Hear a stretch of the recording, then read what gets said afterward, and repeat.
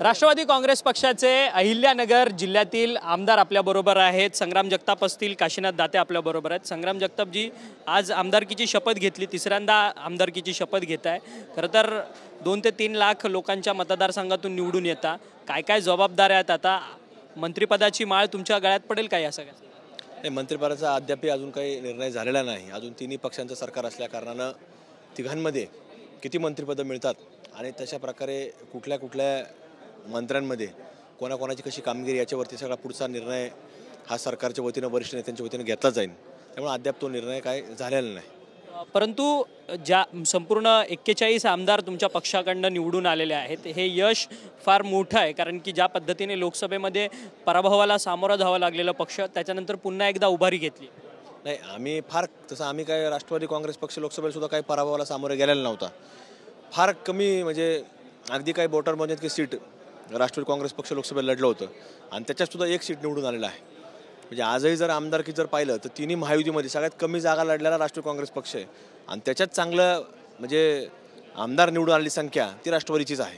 त्यामुळे राष्ट्रवादीला लोकसभेला यश होतं आणि विधानसभेला सुद्धा यश आहे। विरोधक आता शपथ घेत नाहीयेत। विरोधकांनी शपथीवरती संपूर्ण स्वतःची शपथ घेण्यावरती बायकॉट केलेला आहे। त्यांचं म्हणणं आहे की महायुतीचा विजय हा EVMचा विजय आहे म्हणून।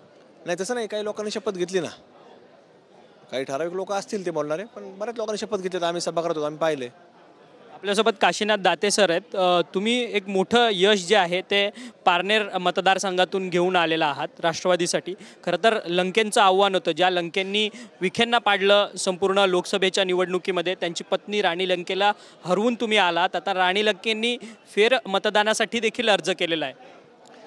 फेरमतदानात काही होणार नाही। शेवटी EVM मशीनवर त्यांनी पहिल्यांदा ज्यावेळेस विखे पाटलांनी ऑब्जेक्शन घेतलं त्यावेळेस ते म्हटले की EVM मशीनमध्ये काहीच दोष नसतो आणि आता त्यांनीच पुन्हा EVM मशीनवर ऑब्जेक्शन घेतलं आहे। त्याच्यामुळं त्याच्यामध्ये काही होणार नाही। माझा विजय झालेला आहे, ती काळ्या दगडावरची रेघ आहे। परंतु सातत्याने विखे पाटलांचं दहशत जी आहे ती नगर जिल्ह्यात होती, असं सातत्याने लंकेंकडनं म्हटलं जात होतं, खासदार निलेश लंकेंकडनं। आणि त्या संदर्भात निवडणूक देखील विखेंच्या दहशतीच्या संदर्भातलीच संपूर्ण लोकसभेची निवडणूक झालेली होती। परंतु आता पारनेरमधली दहशत कमी होईल? विखेंची दहशत नव्हतीच, मुळात लंकेंची दहशत होती। हे जाणून घ्या तुम्ही, लंकेंची दहशत होती। सुपा MIDCमध्ये असेल, पारनेर तालुक्यामध्ये असेल, लंकेंची दहशत होती।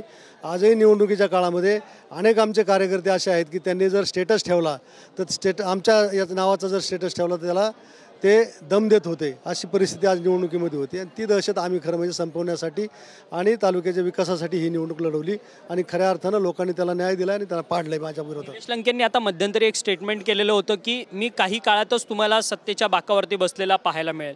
मग एखाद्या वेळेस निलेश लंकेंनी पुन्हा एकदा अजित पवारांशी संपर्क साधला आणि तुमच्या पक्षात येत असेल तर तुम्ही त्यांचं स्वागत करणार? असं मला तर माहीत नाही। आम्ही बिलकुल स्वागत करणार नाही। आम्ही त्यांच्या विरोधात लढलेलो आहे। आम्ही त्यांना थारा आमच्या पक्षात देणार नाही। पक्षश्रेष्ठींनी निर्णय घेतला तर तो तुम्हाला मान्य असेल का लंकेंना घेण्याचा? पक्षश्रेष्ठींशी चर्चा केल्यानंतर ठरवू। धन्यवाद, तुम्ही आमच्याशी बातचीत केली होते। अहिल्यानगरचे दोन्ही आमदार संग्राम जगताप असतील, काशीनाथ दाते असतील, जे काशीनाथ दाते निलेश लंके यांच्या पत्नी राणी लंके यांना हरवून संपूर्ण विधानभवनात आलेले आहेत। त्यांचं म्हणणं आहे की लंकेंनी काही वक्तव्य केली आणि लंकेंनी सत्तेत येण्यासंदर्भात काही पावलं उचलली तरी देखील आम्ही त्यांना आमच्या पक्षात येण्यास विरोध जो आहे तो करू, असं जे मत आहे ते काशीनाथ दाते यांनी आपल्याशी बोलताना केलेलं आहे। व्हिडिओ जर्नलिस्ट प्रेम मात्रेसह अक्षय मंकणी, TV9 मराठी, मुंबई।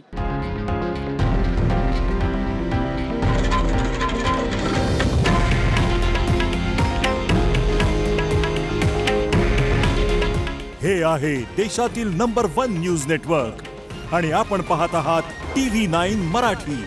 काळजी तुमची, हित महाराष्ट्राचं।